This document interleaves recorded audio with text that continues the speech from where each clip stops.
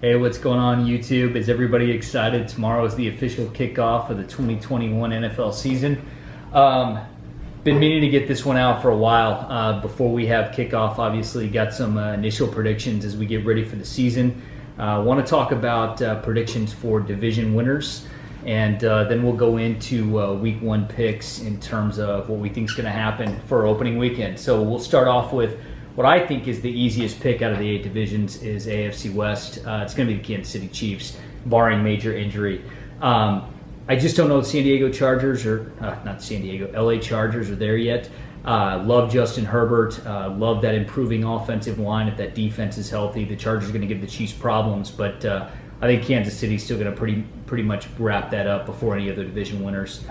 Move to the AFC North. I'm going to go with the Cleveland Browns. I still don't trust that Ravens pass rush. I don't think they did enough in the offseason to address the edge rush, and I do think that Cleveland probably has the most complete roster from top to bottom. So I think it's close. I think the Ravens and Browns will split the regular season, but I do think the Browns are going to edge them out overall for the AFC North.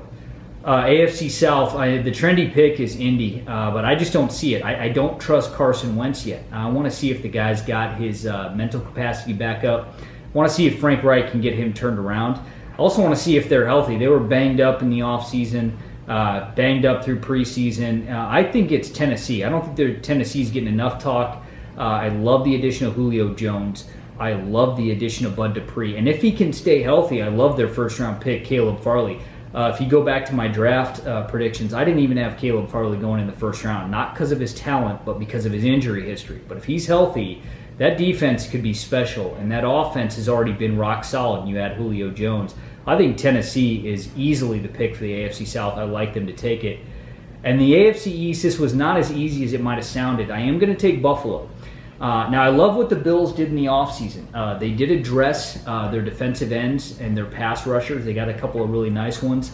I think that they've got a fairly complete team. The one thing I'm keeping my eye on in Buffalo is I want to see if they can establish a running game. Now, I think this is what ultimately cost them last year with Kansas City. They've got to find a way to consistently run the ball. They can't just have Josh Allen go back there and throw it 40 times a game. So I like Buffalo. But I would cautiously watch Miami, and obviously you can never rule out New England. But I think the Bills take the East. Moving over to the NFC, or the NFC North, I have a little bit of a shocker here. I think it's going to be the Minnesota Vikings. Now here's why, before everybody gets crazy, right, is I know that Aaron Rodgers is back. I fully expect Aaron Rodgers to be the man. I fully expect him to play very well, but there's a couple of things. That offensive line is shredded right now. They are without their left tackle, Bakhtiari, for at least the first 6 weeks. They lost their Pro Bowl center. That offensive line has not been addressed. That is going to impact them. They're also still paper thin at wide receiver. I mean, if Devontae Adams tweaks a hamstring or is out for any period of time, this offense becomes very non-dynamic very quickly. So I love what Minnesota did in the offseason. Another team that had a quiet offseason. They got guys back from last year like Danielle Hunter. They upgraded their offensive line, which was already pretty solid for Dalvin Cook. They returned Justin Jefferson, obviously Adam Thielen. I really like this team. I think they're going to sneak up, and I think they edge the Packers for the NFC North. We go to the NFC South. This is another easy one for me. It's Tampa. I mean, you talk about not only the best team, but the deepest team, returning Super Bowl champions. The division is almost in a complete reset from top to bottom. Atlanta's got still glaring holes across their roster. Carolina, we don't know what Sam Darnold's going to be. And we don't know what Jameis Winston's going to be, quite frankly, in New Orleans. So I like Tampa easy to take that division. NFC East, I love the Redskins. I think they're the best coach team, Ron Rivera. This defense is going to be scary good. And the offense continues to make just upgrade after upgrade. I mean, they're not huge leaps and bounds, but they continue to invest in their draft class, in their free agency. I do like Ryan Fitzpatrick. He's going to be good enough, and I think the Redskins are going to take that division. It's not a very strong division. And then last is the NFC West. I went back and forth. This one's so hard because it is the best division in football.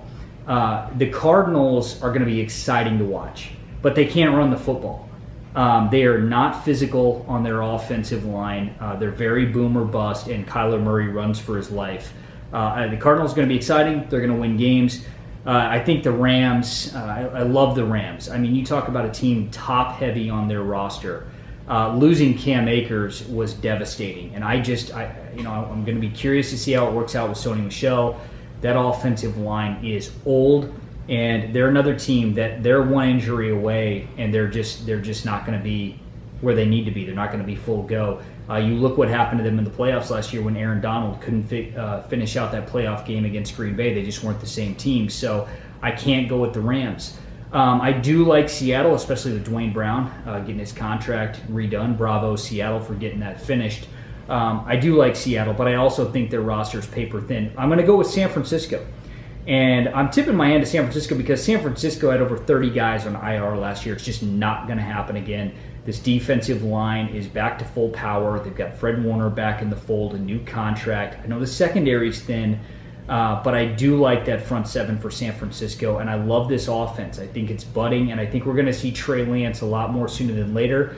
This is another one that's close. Russell Wilson against Jimmy Garoppolo. I'll take Russell Wilson in that matchup all day, but I do think that San Francisco gets the edge, and I'm going to predict the 49ers to win that division.